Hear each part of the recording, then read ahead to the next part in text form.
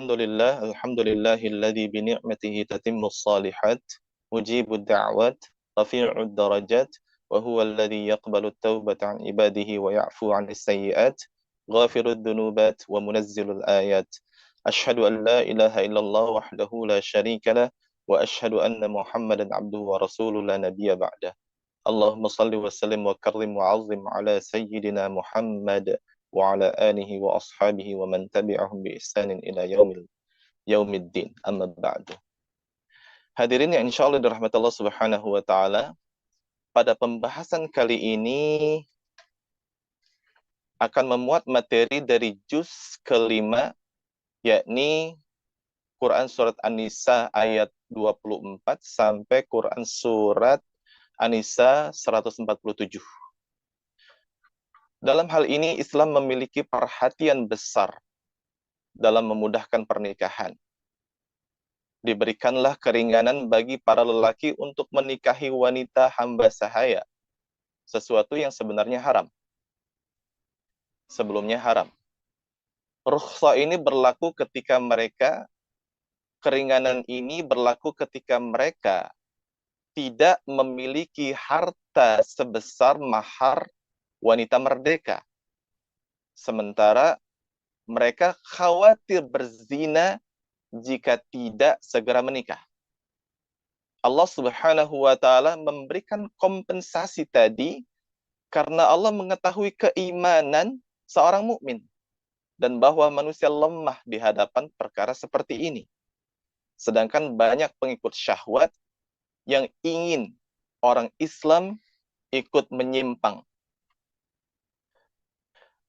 Hanya saja jangan juga seorang muslim sampai tergoda memperoleh harta dengan cara yang tidak patut demi biaya pernikahan atau menafkahi keluarganya.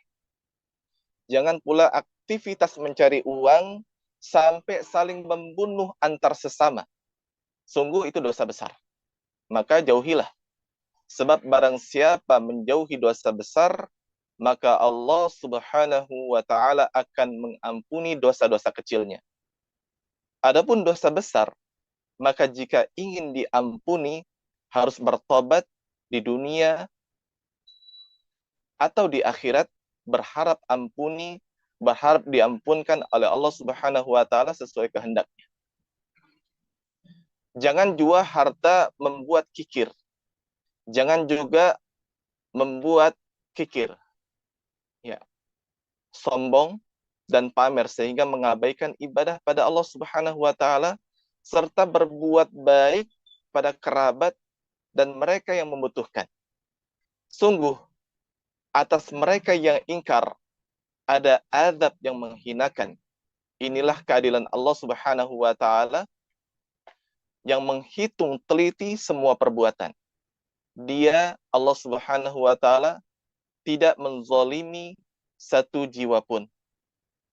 Hadirin yang insya Allah dirahmati Allah Subhanahu wa taala, dosa berupa pembunuhan Allah rincikan hukumannya, termasuk jika tidak sengaja. Jika sengaja, maka balasannya adalah neraka jahanam, murka dan laknat dari Allah Subhanahu wa taala.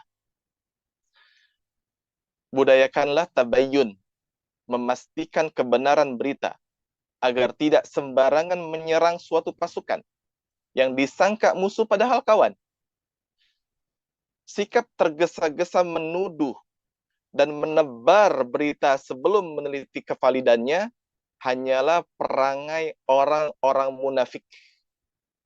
Sudah begitu, mereka pun suka memuji diri lagi berwajah dua. Mereka menampakkan ketaatan di hadapan Rasulullah sallallahu alaihi wasallam, tetapi apabila mereka telah pergi, mereka atur siasat di malam hari untuk melakukan hal yang berbeda dari yang telah mereka katakan tadi. Mereka dapat bersembunyi dari manusia, tetapi mereka tidak dapat bersembunyi dari Allah Subhanahu wa taala karena Allah Subhanahu wa taala beserta mereka. Hadirin, pria dan wanita tak sama fisiknya, berbeda peran, serta saling melengkapi di dunia. Tetapi dalam amal saleh, pria dan wanita, derajat mereka sama di hadapan Allah Subhanahu wa taala. Janganlah ada iri antar satu sama lainnya. Lebih baik ubah perasaan negatif itu menjadi positif dengan memohon tambahan karunia pada Allah, dan lebih fokus memaksimalkan peran masing-masing. Di antara peran pria sebagai suami ialah menjadi pelindung istrinya dan berlaku adil dalam memberi hak para istri jika lebih dari satu, meski lebih mencintai salah satu. Di antara wanita sebagai istri ialah menjaga diri dikala suami tak hadir, tidak ada di hadapannya. Jika antara mereka ada nusyus, yaitu sikap lancang pada salah satu ataupun sengketa, maka kedepankan nasihat dan penyelesaian secara internal. Lalu jika tak berkesudahan, maka silakan mengundang perwakilan masing-masing keluarga sebagai penengah. Allah akan memberikan taufik jika semua menghendaki perbaikan. Andai harus berpisah, Allah Subhanahu wa taala akan karuniakan kelapangan. Jamaah rahmatullah, insyaallah dirahmati Allah Subhanahu wa taala, maka konsistenlah dalam menjaga silaturahmi, utamanya kepada kerabat, saling memberikan serta menjawab salam, menjalankan wasiat takwa, juga dalam mentaati Allah Subhanahu wa taala, mentaati Rasul dan ulil amri. Senantiasalah menegakkan salat, jauhi kemaksiatan termasuk meminum keras, minuman-minuman keras. Tunaikan amanat kepada yang berhak dan putuskan perkara dengan adil. Dari keluarga yang diterangi cahaya takwa, itulah kelak muncul para pejuang di jalannya yang maju, tak gentar dalam kelompok kecil maupun dalam pasukan besar. Menang atau terbunuh di medan jihad tidak ada bedanya bagi mereka, ketika balasan keduanya adalah surga. Terlebih ketika teriakan wanita, anak-anak, dan orang-orang yang tertindas menggema berharap bala bantuan. Selama berjuang di jalan Allah, apa perlu takut dari musuh yang berjuang di jalan setan yang begitu lemah tipu dayanya? Orang yang berjuang di jalan Allah, insya Allah tidak akan pernah gentar, tidak akan pernah takut kepada musuh-musuh Allah Subhanahu wa taala. Selain jihad, orang beriman juga menyambut semangat kewajiban hijrah.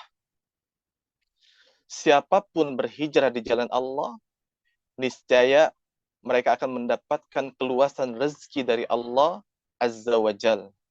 Andai kematian menimpanya sebelum sampai ke tempat yang dituju, maka sungguh pahalanya telah tercatat di sisi Allah Subhanahu wa taala. Allah beri keringanan terkait bersuci dengan tayamum dan keringanan terkait salat dengan qasar. Salat 4 rakaat menjadi 2 rakaat. Allah tambah keringanan lagi dengan salat khauf dikala mujahidin bersiaga. Tujuannya demi menjaga salat pada waktunya. Selepas salat, kita diperintahkan memperbanyak zikir kepada Allah Subhanahu wa taala sebagai bentuk ketaatan yang mengantar kepada surga, yang mengantarkan kepada surga bersama para nabi, bersama para siddiqin, syuhada, dan orang-orang saleh. Tetapi selama perintah jihad dengan senjata belum tiba, jangan tergesa-gesa. Siapkanlah kekuatan iman dengan salat, zakat, membaca Al-Quran, serta beraneka ragam ibadah, yang dengannya mental akan kuat dan tidak ciut seperti halnya orang-orang munafik dan Yahudi. Tidak berhenti pada titik enggan berjihad, menghambat perjuangan atau nyinyir terhadap kaum mukminin, kaum munafikin ini pun lebih memilih menjadikan paranormal sebagai hakim penengah perkara dibandingkan Rasulullah Sallallahu Alaihi Wasallam. Jangan membela mereka karena mereka sendiri telah berkhianat padamu, wahai Rasul. Padahal mentaati Rasul setali tiga uang dengan mentaati Allah. Mereka memang sejatinya belum beriman. Orang-orang munafik itu belum beriman. Mereka hanya berpura-pura beriman di hadapan kaum muslimin. Tidak hanya menentang Rasul, tidak hanya menentang Rasulullah Sallallahu Alaihi Wasallam, mereka juga tidak mengikuti jalannya orang-orang beriman. Amat mirip sikap mereka dengan Yahudi. Itu karena mereka telah menjadikan Yahudi sebagai pemimpin yang mereka dengar arahannya, serta teman dekat yang kepada Yahudilah mereka bisikan rahasia kaum muslimin. Mereka menyangka Yahudi yang sering mendistorsi Taurat serta memutarbalikkan kata-kata itu akan memberi mereka kemuliaan. Kemuliaan adalah bersama Al-Quran dan Sunnah. Kemuliaan adalah bersama Al-Quran, selalu membaca Al-Quran, dan menjalankan, melaksanakan sunnah-sunnah Nabi Muhammad SAW. Sayangnya, mereka malah berpaling saat diajak berhukum dengannya secara lapang dada. Persis seperti orang Yahudi yang enggan diajak beriman. Anehnya, kaum munafik bersumpah, padahal Allah tahu hati mereka, bahwa mereka tidak menghendaki kecuali perbaikan. Hadirin yang insya Allah dirahmati Allah Subhanahu wa Ta'ala, meski orang munafik tak lengah menanti-nanti kekalahan kaum muslimin, tapi sahabat Nabi mengajak mereka bertobat. Meski mereka menipu Allah, mereka menipu Rasul, dan Rasulullah Sallallahu Alaihi Wasallam menasihati mereka hingga menyentuh sanubari. Demikianlah Allah membuka taubat seluasnya di dunia bagi kaum munafikin, bahkan bagi pelaku kemusyrikan. Adapun di akhirat, jika mereka belum bertaubat di dunia, maka dia, Allah Subhanahu wa Ta'ala, tidak akan mengampuni kemusyrikan, dan Allah akan tempatkan kaum munafik di kerak neraka. Allah tidak akan menyiksa selama syukur dan terus memenuhi hati, membasahi lisan dengan berzikir kepada Allah Subhanahu wa Ta'ala. Jamaah rahimakumullah yang insya Allah dirahmati Allah Subhanahu wa Ta'ala, memasuki juz 6, materi dari juz 6 yakni dari Quran surat An-Nisa ayat 148 sampai Al-Quran surat Al-Ma'idah ayat 81. Dijelaskan bahwa Nabi Musa alaihissalam membebaskan Bani Israel dari perbudakan Fir'aun, yaitu Ramses II, dan membawa mereka menyeberangi Laut Merah menuju Syam. Beliau suruh mereka berjihad menaklukkan kota Al-Quds, yaitu Yerusalem. Tetapi berdasarkan laporan 12 utusan dari ke-12 kabilah Bani Israel, kota itu dikuasai bangsa Amalek yang bertubuh besar dan tangguh bertempur. Sehingga hanya 2 utusan, yaitu Yusha dari kabilah Efraim dan Kalib dari kabilah Judah yang menyanggupi jihad. Sisanya mereka takut. Mereka takut untuk berperang di jalan Allah Subhanahu wa Ta'ala. Karena selama ini banyak berdosa, banyak melakukan dosa, lagi terdidik dengan mental terjajah. Mereka malah justru berkata kepada Nabi Musa, "Hai Musa, pergilah engkau bersama Tuhanmu dan berperanglah kamu bersama Tuhanmu berdua. Biarlah kami tetap menunggu kabar dari sini saja." Allah pun hukum mereka tersesat di padang pasir selama 4 dasawarsa. Selama 4 dasawarsa. Sungguh lancang perkataan mereka kepada Nabi Musa. Menyuruh Nabi Musa alaihissalam supaya Nabi Musa dan Tuhan Nabi Musa berperang melawan musuh mereka. Ini adalah perkataan yang menghinakan. Ya. Hadirin yang insya Allah dirahmati Allah Subhanahu wa Ta'ala, dosa dan makanan haramlah yang menjadikan tubuh yang berat untuk beribadah kepada Allah Subhanahu wa Ta'ala, untuk taat kepada Allah Subhanahu wa Ta'ala. Maka perhatikanlah makanan kita. Apakah ia haram atau halal? Karena bangkai, darah, daging babi, dan daging hewan yang disembelih bukan atas nama Allah Subhanahu wa Ta'ala, maka haram untuk dikonsumsi. Lalu jika berburu maka pastikan bukan dalam kondisi ihram. Jika menggunakan hewan buruan seperti anjing, maka pastikan ia sudah terlatih. Jika ada hewan hampir mati karena tercekik, terjatuh, ditanduk, atau diterkam binatang buas, maka segeralah disembelih agar tidak menjadi bangkai. Allah Subhanahu wa Ta'ala pun mengizinkan memakan sesembelihan ahli kitab. Bahkan khusus lelaki muslim, Allah halalkan menikahi wanita ahli kitab yang menjaga kehormatannya. Saudaraku seiman, tapi ingat, jangan gadaikan keimanan. Karena siapa yang kafir setelah Islam, maka akan musnah semua amal ibadahnya. Wahai kaum muslimin, janganlah meniru ahli kitab yang tidak peduli kehalalan makanan dan harta, yang memperoleh uang dari hasil riba, padahal sudah diharamkan oleh Allah Subhanahu wa Ta'ala di dalam kitab mereka, yang memakan harta orang lain dengan cara batil. Wahai saudariku, wahai saudaraku seiman, di dalam surat ini hukuman pencuri adalah potong tangan kanan sampai pergelangan tangan. Hukuman pencuri adalah potong tangan kanan sampai pergelangan. Hukuman pembunuhan adalah kisos, dibalas serupa, atau diat ganti rugi.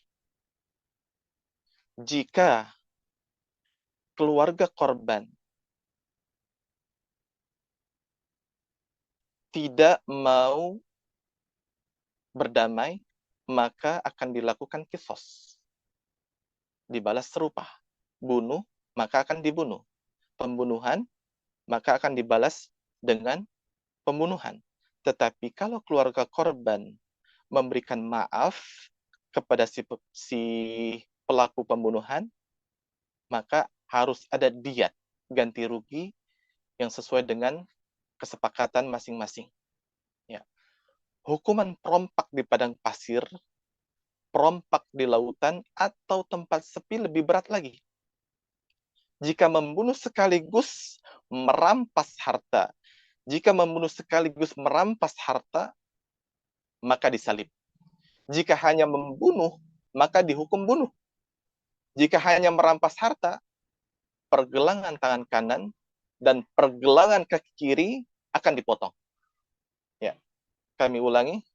Jika membunuh sekaligus merampas harta, maka disalib.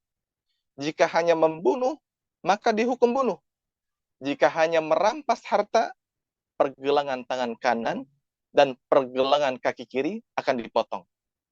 Jika hanya berhasil meneror tetapi gagal membunuh maupun merampas harta, akan dipenjara di tempat yang asing. Inilah ketetapan dari Allah Subhanahu wa Ta'ala. Hadirin yang insya Allah dirahmati Allah Subhanahu wa Ta'ala, tahanlah lisan kita dari mendoakan keburukan, karena Allah tidak menyukainya, kecuali jika dizalimi. Sucikan diri kita dengan takwa, sucikan fisik dengan wudhu dan mandi, serta harta dengan zakat, dan membagikan warisan sesuai aturan. Jangan nodai kesucian syiar-syiar Allah Subhanahu wa Ta'ala. pelihara kesucian bulan Rajab, Dzulqa'dah, Dzulhijjah, dan Muharram. Muliakan, layani, dan sambut dengan hangat para pengunjung Ka'bah. Orang-orang yang selalu mengunjungi Ka'bah. Layani mereka, muliakan mereka. Saling tolong-menolonglah dalam kebajikan dan ketakwaan. Fastabiqul khairat, berlomba-lomba dalam kebaikan. Alangkah indahnya saling berlomba yang berpadu dengan saling bekerja sama. Hadirin, kita pantang mengekor kepada ahli kitab yang telah berani menantang Allah Subhanahu wa Ta'ala agar menurunkan kitab suci utuh dalam bentuk buku kepada Nabi Muhammad sallallahu alaihi wasallam. Mereka menantang Allah, ya Muhammad, engkau minta kepada Tuhanmu supaya Tuhanmu menurunkan Al-Quran utuh agar kami dapat beriman. Tidak aneh memang, hadirin. Dahulu leluhur mereka pun lancang menantang ingin melihat Allah di dunia. Mereka ingin melihat Allah Subhanahu wa Ta'ala. Lancang menodai kesucian hari Sabtu, Sabat. Lancang mengkhianati perjanjian demi perjanjian. Termasuk sumpah perjanjian yang dilakukan di bawah bukit yang besar, yang diangkat di atas mereka. Lancang menuduh bahwa Allah itu kikir, setelah sebelumnya mereka menuduh bahwa Allah itu fakir. Lancang sengaja melupakan dan mengotak-atik ayat-ayat Allah Subhanahu wa Ta'ala. Sekalipun mereka mengaku sebagai anak-anak Allah, tetapi kelakuan buruk yang terus-menerus mereka perlihatkan membuat mereka lebih layak ditutupi hatinya. Sebagian mereka bahkan Allah kutuk menjadi kera dan babi. Sebaliknya, jadilah pembela Islam yang mencintai Allah Subhanahu wa Ta'ala. Lembut kepada kaum mukminin, tegas terhadap orang-orang kafir. Orang-orang kafir yang memerangi kita. Tegas terhadap orang-orang kafir yang memerangi kita. Berjihad di jalan Allah Subhanahu wa Ta'ala. Tidak peduli celaan orang. Maka sebaiknya kita mendirikan salat, lalu kita menunaikan zakat, serta tunduk patuh kepada Allah Subhanahu wa Ta'ala. Terkait ahli kitab, maafkanlah mereka dan berlaku adillah kepada mereka saat memutuskan perkara. Janganlah kebencian kepada suatu golongan mendorong berlaku semena-mena. Sungguh keadilan lebih dekat kepada ketakwaan. Tegakkanlah hukum Allah seluruhnya. Tidak boleh mengimani sebagian, tetapi mengingkari sebagian, karena itulah kekufuran yang sebenarnya. Hadirin, hukum siapakah yang lebih baik? Namun, ketika Islam telah Allah sempurnakan dan telah Dia ridhoi sebagai agama kita, ahli kitab malah murka karena dengki telah menguasai hati mereka. Persis dikala Qabil hasad kepada Habil, karena Habil akan dinikahkan oleh Nabi Adam dengan kembarannya, yaitu Iklimah, yang jauh lebih cantik dari calon istrinya, yaitu Labudah, saudari kembar Habil. Qabil menentang perjodohan yang sudah sesuai aturan itu. Nabi Adam pun persilahkan mereka berdua mempersembahkan korban untuk membuktikan siapa yang lebih layak mempersunting Iklimah. Habil yang kurbannya diterima oleh Allah Subhanahu wa Ta'ala akhirnya dibunuh Qabil, kakaknya, karena ada sifat dengki di dalam hati Qabil. Hadirin, seperti itulah kebencian ahli kitab kepada kaum mukminin. Kebencian itulah yang menyebabkan Yahudi menghasut bangsa Romawi untuk membunuh Nabi Isa alaihissalam. Orang Yahudi menghasut bangsa Romawi untuk membunuh Nabi Isa alaihissalam. Mereka tuduh bahwa Nabi Isa memprovokasi Bani Israel untuk memberontak. Setelah itu, mereka menyangka telah berhasil membunuh Nabi Isa. Padahal, yang mereka salib sejatinya ialah orang lain yang diserupakan wajahnya. Berdasarkan banyak hadis yang mutawatir, kelak Nabi Isa alaihissalam yang kini masih hidup di langit kedua akan turun di akhir zaman. Saat itu, semua ahli kitab akan beriman. Mereka tertunduk hina dan mereka langsung beriman kepada Rasulullah sallallahu alaihi wasallam dan mereka langsung mengucapkan syahadat. Ketika Nabi Isa alaihissalam turun dari langit kedua, Nabi Isa langsung mengucapkan syahadat. Asyhadu an la ilaha illallah wa asyhadu anna Muhammadar Rasulullah. Serentak semua orang-orang Nasrani semuanya mengucapkan syahadat. Beriman kepada Allah Subhanahu wa taala, beriman kepada Nabi Muhammad sallallahu alaihi wasallam. Dunia akan beliau pimpin dengan aturan Islam yang telah sempurna yang disampaikan oleh Nabi kita Muhammad sallallahu alaihi wasallam. Adapun sebelum itu terjadi, maka kaum muslimin akan terus menyaksikan sikap gulu ekstrim dalam beragama hingga meyakini Trinitas. Keyakinan bahwa Nabi Isa dan Jibril atau Ruhul Kudus, ibunda Ruhul Kudus, Malaikat Jibril dan ibunda beliau Maryam sebagai serikat Allah adalah keyakinan yang tidak sesuai dengan logika dan tidak sesuai dengan ajaran agama. Begitulah mereka berbuat kemusyrikan karena mereka menjadikan orang-orang musyrik sebagai pimpinan, sebagai sahabat dekat. Hal ini diikuti pula oleh kaum munafikin yang begitu dekat berkoalisi dengan orang-orang non-muslim, menjadikan mereka aulia, pemimpin, karena takut kerugian duniawi.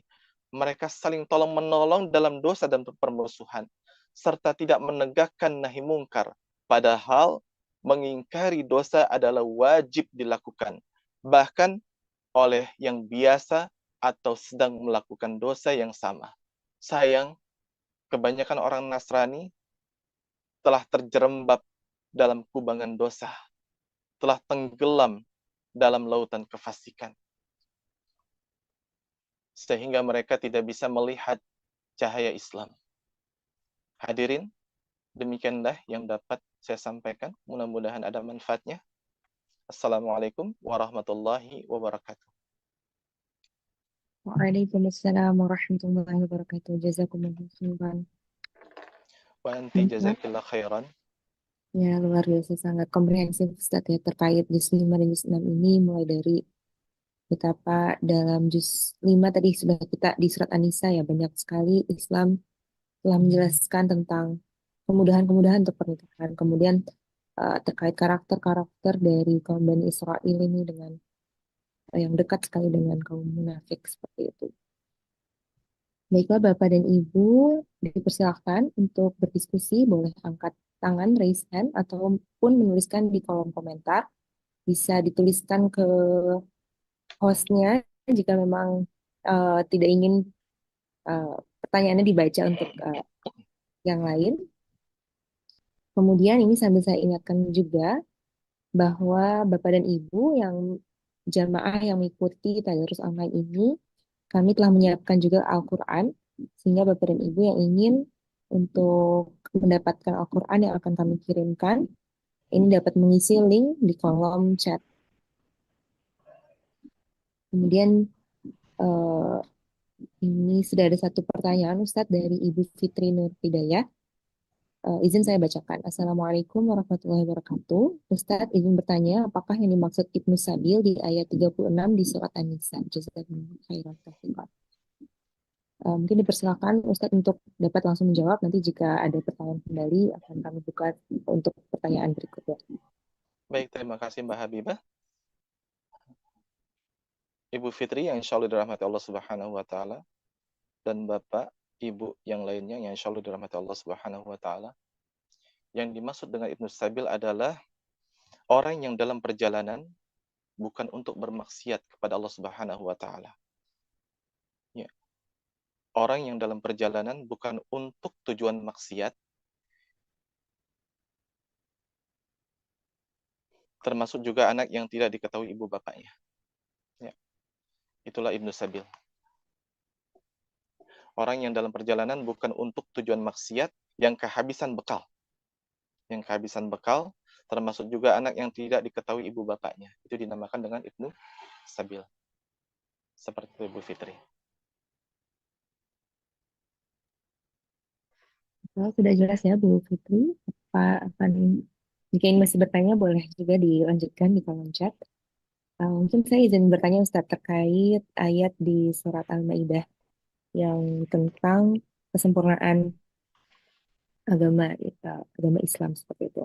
Di ayat itu kan dimulainya juga tentang pengharaman eh, betul ya, pengharaman dari eh, beberapa beberapa hal yang diharamkan oleh Allah seperti itu. Apakah ada kaitannya dengan em, tentang ditutupnya ayat itu tentang penyempurnaan agama telah disempurnakan agama untukmu di sisi Allah adalah Islam seperti itu. Baik, Mbak. Betul apa yang Mbak katakan. Bagus, Mbak, pertanyaannya. Jadi, Nabi Muhammad SAW adalah Nabi penyempurna. Rasulullah SAW adalah Nabi penyempurna, Nabi-Nabi yang telah lalu. Ya. Allah Subhanahu Wa Taala berfirman, Al-yawma akmaltu lakum dinakum wa atmamtu alaikum ni'mati wa raditu lakumul Islam madina. Ya. Allah Subhanahu Wa Taala berfirman, pada hari ini akmaltu lakum, telah aku sempurnakan untuk kalian, yaitu apa hadirin? Al-yawma akmaltu lakum dinakum, yaitu agama Allah Subhanahu wa taala, yaitu Islam. Allah sudah menyempurnakan Islam sebagai agama kita dan Islam sebagai the way of life, sebagai tujuan kita, dan ajaran-ajaran yang terdahulu sudah tidak berlaku lagi. Ajaran-ajaran yang terdahulu itu sudah tidak berlaku lagi, sedangkan ajaran-ajaran syariat-syariat Nabi Muhammad SAW yang berlaku sampai akhir zaman. Ya, sampai akhir zaman. Buktinya apa? Sampai akhir zaman. Karena tadi ketika Nabi Isa alaihissalam turun dari langit kedua menuju ke bumi, Nabi Isa alaihissalam pada saat sampai ke bumi, Nabi Isa langsung bersyahadat. Asyhadu an la ilaha illallah wa asyhadu anna Muhammad Rasulullah. Artinya apa? Nabi Isa alaihissalam yang tadinya beliau itu mempunyai syariat tersendiri, tapi setelah beliau turun dari langit kedua sampai ke bumi ini, beliau mengikuti syariat Nabi Muhammad sallallahu alaihi wasallam. Sedangkan syariat yang beliau ajarkan kepada umatnya sudah tidak berlaku lagi. Ya. Dan semua para nabi itu adalah memeluk agama Islam. Nabi Ibrahim alaihissalam agamanya bukan Yahudi dan juga bukan Nasrani. Agama Nabi Ibrahim adalah Hanifiyah. Ya, agama yang lurus. Berserah diri kepada Allah Subhanahu wa taala. Tunduk patuh kepada Allah Subhanahu wa taala. Ya. Hadirin, apa arti Islam? Islam dari kata aslama yuslimu islaman. Ya. Artinya berserah diri. Berarti semua para nabi adalah muslim. Muslim. Ya. Dan ketika Nabi Muhammad SAW diutus oleh Allah Subhanahu wa taala, Rasulullah sallallahu alaihi wasallam menyempurnakan semua agama yang telah ada. Menyempurnakannya. Sehingga Islam menjadi adalah agama yang diridhoi oleh Allah Subhanahu wa taala. Demikian Mbak Habibah. Insya Allah. Luar biasa, Ustadz. Ya. Em, Selanjutnya ada satu pertanyaan lagi, Ustaz. Insya Allah masih cukup ya waktunya. Ini dari Bu Indira Rahmawati Sofyan. Eh, ini sebetulnya saya juga penasaran, Ustaz, nih, terkait mengapa Allah menurunkan surat An-Nisa dan kenapa dinamakan surat An-Nisa. Mungkin juga terkait surat Al-Maidah, Ustaz. Kenapa dinamakan surat Al-Maidah seperti itu, Ustaz? Jazakallah khairan. Baik. Hadirin yang insyaallah dirahmati Allah Subhanahu wa taala. Kenapa Allah Subhanahu wa taala menurunkan surat An-Nisa? Masya Allah. Kenapa dinamakan dengan An-Nisa? Kita lihat hadirin. Sebelum Islam datang, wanita itu sebagai apa? Terhina atau mulia? Sebelum Islam datang, terhina. Ya. Tetapi ketika Islam datang, Allah Subhanahu wa taala memuliakan wanita. Allah Subhanahu wa taala memuliakan wanita. Ya. Beda dengan sebelum Islam datang. Ya. Wanita itu hanya sebagai komoditi, barang-barang yang tidak berguna. Bahkan kita tahu kisah tentang Umar bin Khattab radhiyallahu anhu. Sebelum beliau masuk Islam, beliau mengubur hidup-hidup anak wanitanya sebelum Islam datang. Tapi setelah Islam datang, Allah Subhanahu wa taala memuliakan wanita. Kemudian para ulama juga menjelaskan bahwasannya kenapa Allah Subhanahu wa taala menurunkan surat An-Nisa dan menamakan surat ini dengan An-Nisa, karena di dalam surat ini banyak membicarakan hal-hal yang berkaitan tentang wanita, serta merupakan surat yang paling membicarakan hal itu dibandingkan dengan surat-surat yang lainnya. Surat An-Nisa karena di dalamnya itu banyak dibicarakan tentang hal-hal yang berkaitan dengan wanita. Berbeda dengan surat-surat yang lainnya. Contoh, pernikahan, kemudian perceraian, ya, harus memuliakan wanita, harus menjunjung wanita. Ya. Di salah satu surat An-Nisa, Allah Subhanahu wa taala berfirman, jikalau ada satu sifat dari istri kita yang tidak kita sukai. Kalau ada satu sifat dari istri kita yang tidak kita sukai, apakah para laki-laki itu langsung memulangkan istrinya ke bapaknya, ke orang tuanya? Tidak. Allah Subhanahu wa taala tidak berkata seperti itu. Kalau ada satu, misalkan Allah Subhanahu wa taala, tapi naudzubillah, Allah nggak berfirman seperti itu. Ya, Allah berfirman, jikalau ada satu sifat yang tidak engkau sukai dari istrimu, maka bisa jadi kebaikan-kebaikan istrimu itu lebih banyak dibandingkan keburukan-keburukan. Ya. Hadirin, kita pernah membaca tentang kisah Umar bin Khattab radhiyallahu anhu. Ketika Umar bin Khattab radhiyallahu anhu selesai pulang dari berperang, lalu istrinya agak cerewet terhadap Umar bin Khattab. Umar terdiam, tidak membalasnya, tidak menceraikannya. Kemudian ada sahabat yang lain mendengar, wahai Umar, kenapa istrimu berkata seperti itu? Tapi Umar tidak membalasnya dan Umar tidak memarahinya. Lalu Umar berkata, radhiyallahu anhu, Umar mengungkit kebaikan-kebaikan istrinya. Bukankah dia yang telah melahirkan anak-anak saya? Bukankah dia yang mengasuh anak-anak saya? Bukankah dia yang menyediakan makan untuk saya? Bukankah dia yang selalu berbuat baik kepada saya?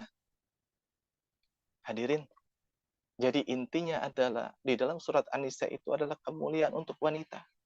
Dan sebagai laki-laki, sebagai suami, usi nafsi wa usikum bitaqwallah, saya berwasiat kepada diri saya pribadi dan kepada bapak-bapak sekalian agar selalu berbuat baik kepada istrinya.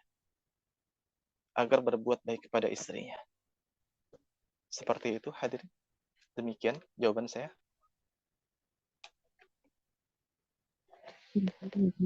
Ada satu pertanyaan lagi dari Bu Endang. Ini mungkin masih ada waktu ya Ustadz ya terkait satu pertanyaan terakhir terkait bagaimana tanda-tanda orang munafik di zaman sekarang. Syukran Ustadz. Bagus sekali pertanyaannya. Tanda-tanda munafik di zaman sekarang. Hadirin, munafik itu ada dua. Yang pertama, munafik i'tiqadi, keyakinan. Yang kedua, munafik amali. Ada dua. Munafik i'tiqadi, keyakinan, berkaitan dengan keyakinan. Yang kedua, munafik amali, perbuatan. Ya. Kalau munafik i'tiqadi, mereka munafik yang berpura-pura masuk Islam, padahal mereka benci terhadap syariat Islam. Mereka benci ajaran-ajaran yang dilaksanakan oleh Nabi Muhammad SAW, yang diperintahkan oleh Nabi Muhammad SAW. Benci. Mereka hanya berpura-pura sholat, padahal hati mereka benci.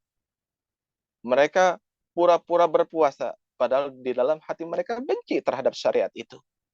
Ini i'tiqadi. Dan mereka mengingkari kenabian Nabi Muhammad SAW. Itu i'tiqadi, keyakinan. Ya. Sedangkan amali, yang kita tahu dan kita hafal hadisnya, dan ini adalah munafik yang ringan. Munafik yang ringan. Ya. Tanda-tanda orang munafik ada 3. Munafik amali, perbuatan. Tanda-tanda orang munafik itu ada 3. Apabila ia berjanji, maka ia ingkar. Apabila berkata, dia dusta.